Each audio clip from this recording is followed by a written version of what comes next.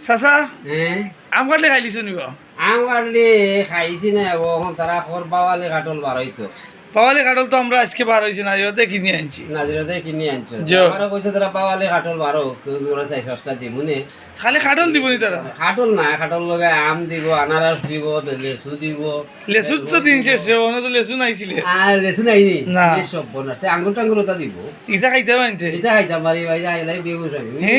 বেউস খাইয়া দেখে ফুকরি ফুকরি হরি বলবার না রে যাওয়া তে। মজা লাগে বুঝছেন তোমার শরীরে তো ভিটামিন কমে গেছে ভিটামিন কমে গেছে এটা খাইও মাঝে মাঝে। সামান্য অ্যালার্জি ও, অ্যালার্জি হয়।